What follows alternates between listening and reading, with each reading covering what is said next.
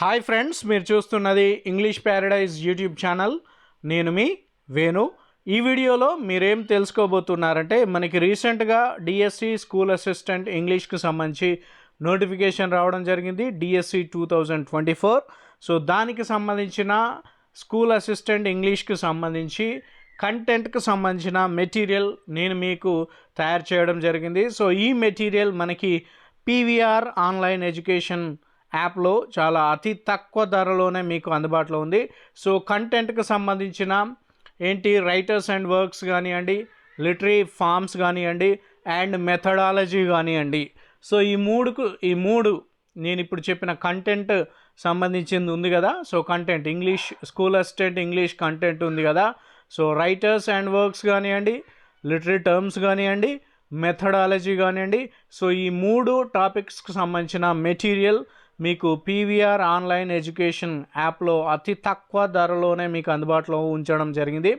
So మరి ఈ video ఎందుకు చేస్తున్నానంటే, మీకు జస్ట్ శాంపుల్ మెటీరియల్ చూపెట్టడం కోసం మాత్రమే నేను ఈ వీడియో తయారు చేయడం జరిగింది. సో లేదా ఈ వీడియో మీకు అందుబాటులోకి తీసుకురావడం జరిగింది. సో ఫస్ట్ వచ్చేసి రైటర్స్ అండ్ వర్క్స్ గురించి కొన్ని షార్ట్కట్గా చూసుకుందాం. సో అందులో పోయట్రీకి సంబంధించి సరోజినీ నాయుడు రాసిన in the bazaars of Hyderabad, palanquin bearers. So ఈ రెండు పోయమ్స్ మనకి అందుబాటులో ఉంచారు. సో ఫస్ట్ మనం నేర్చుకోవాలి అంటే సరోజినీ నాయుడు గురించి ఫస్ట్ మనం నేర్చుకోవాల్సి ఉంటుంది. సో ఫస్ట్ సరోజినీ నాయుడు గురించి నేర్చుకోవాలి, అలాగే సరోజినీ నాయుడు యొక్క వర్క్స్ కూడా మనం నేర్చుకోవాలి. సో కొన్ని చూద్దాం. Sarojini Naidu often referred to as the Nightingale of India, was a prominent Indian independent activist and poet. She was born on February 13th, 1879 in Hyderabad. So ఈ విధంగా మనకి ఆమె యొక్క పర్సనల్ లైఫ్కి సంబంధించినవి కానివ్వండి. తర్వాత ఇక్కడ చూడండి సరోజినీ నాయుడు వర్క్స్. ఆమె రాసిన పోయట్రీ ద గోల్డెన్ థ్రెషోల్డ్. అది ఎప్పుడు పబ్లిష్ అయిందంటే 1905. Naidu's debut poetry collection, which includes poems on themes such as nature, love and patriotism. The golden threshold అనేది 1905లో పబ్లిష్ కావడం జరిగింది. మరి ఇది దేని మీద డిపెండ్ అయ్యి అంటే ఇందులో ఏది ఎక్కువగా ఉంటుంది అంటే దేని మీద ఇందులో పోయమ్స్ ఎక్కువగా ఉంటాయంటే నేచర్ కానివ్వండి, లవ్ కానివ్వండి, ప్యాట్రియాటిజం కానివ్వండి. సో దీనికి సంబంధించిన పోయమ్స్ ఎక్కువ ఉంటాయి. దీంట్లో the bird of time, songs of life, death and the spring 1912. Another collection of Naidu's poem reflecting her diverse range of the themes and lyrical styles. So ఈ విధంగా ఆమె రాసిన అందులో థీమ్స్ ఏం పోయమ్స్ ఉన్నాయి అనేది కూడా మనకి ఇట్లా క్లియర్గా ఉండడం జరిగింది. సో ఇక్కడ చూడండి in the bazaars of Hyderabad. So in the bazaars of Hyderabad యొక్క థీమ్ చూడండి. In the Bazaars of Hyderabad by Sarojini Naidu is a 5-stanza poem that is separated into sets of 6 lines or sestets.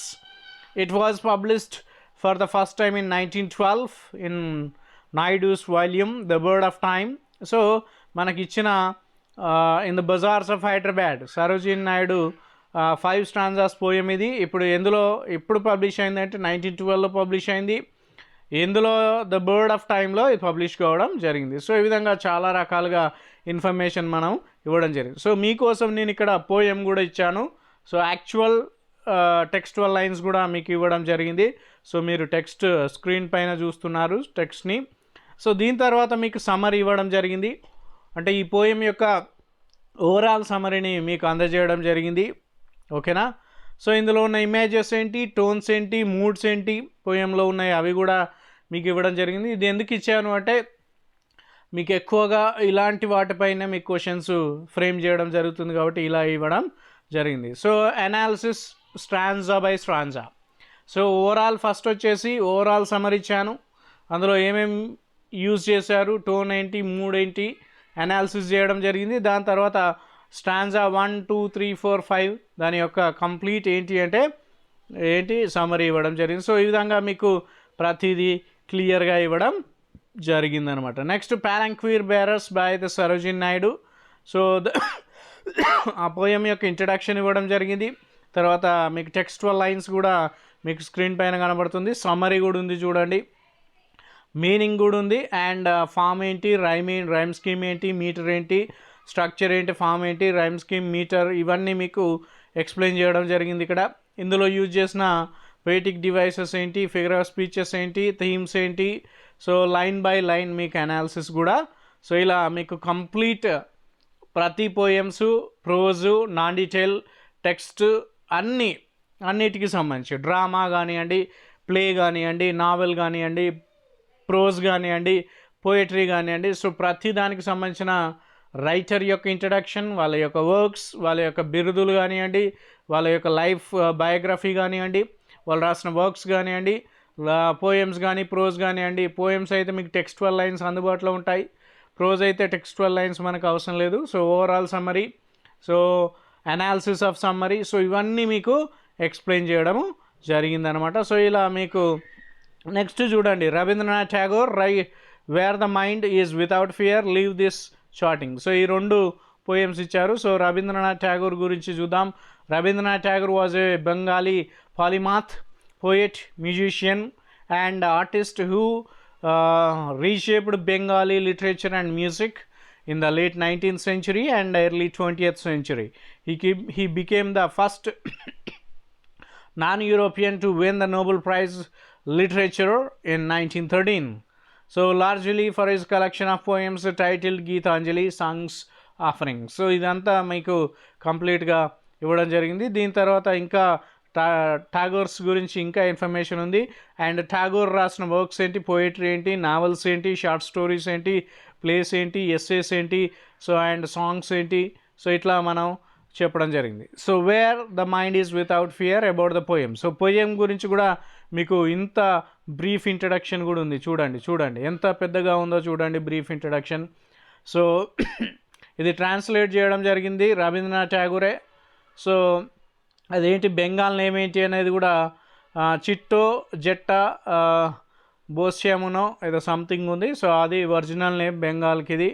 So ఇట్లాంటి basic information ఇక్కడ చూడండి మీకు బోల్డ్ లెటర్లో కూడా ఇవ్వడం జరిగింది. చిట్టో జేతా బోష్యోనో యునాయనో అనో సంథింగ్ ఏదో ఉంది. సో అదనమాట. సో ఈ విధంగా మీకు కంప్లీట్ డీటెయిల్స్ ఇవ్వడం జరిగింది. అండ్ పోయం యొక్క టెక్స్టువల్ లైన్స్ కూడా మీకు ఇవ్వడం జరిగింది. అండ్ లైన్ బై లైన్ మీకు ఎక్స్ప్లెనేషన్ కూడా ఇక్కడ ఇవ్వడం జరిగింది. సో ఇది మనకు సంబంధించిన మెటీరియల్. సో ఈ మెటీరియల్ కావాలి అనుకున్నవారు మీరు గూగుల్ ప్లే స్టోర్లో నుంచి పీవీఆర్ ఆన్లైన్ ఎడ్యుకేషన్ యాప్ని డౌన్లోడ్ చేసుకోండి. అందులో DSC school assistant English 2024 material అని ఉంటుంది. సో అక్కడ మీరు ఆ యాప్లోనే పర్చేస్ చేసుకోవచ్చు. సో ఆ యాప్లోనే పర్చేస్ చేసుకుంటే మీకు మొబైల్లో మాత్రమే ఈ పీడిఎఫ్ మీకు అందుబాటులో ఉంటుంది. సో డౌన్లోడ్కి మాత్రము రాదు, ఇది గుర్తుపెట్టుకోవాల్సిన విషయము. సో ముఖ్యమైన నోట్ లేదా ముఖ్యమైన గమనిక ఏంటి అంటే, సో ఈ పీడిఎఫ్ మీకు మొబైల్లోనే అందుబాటులో ఉంటుంది. సో మీకు ఇంటర్నల్ స్టోరేజ్కి అందుబాటులో ఉండదు. ఎందుకు అంటే వన్స్ పీడిఎఫ్ కనుక మీకు వస్తే సో మీరు ఏం చేస్తారంటే పీడిఎఫ్ని సో షేర్ చేస్తారు, సో లేదా వేరే వాళ్ళకి అందజేస్తారు. సో నేను ఇంత కష్టపడి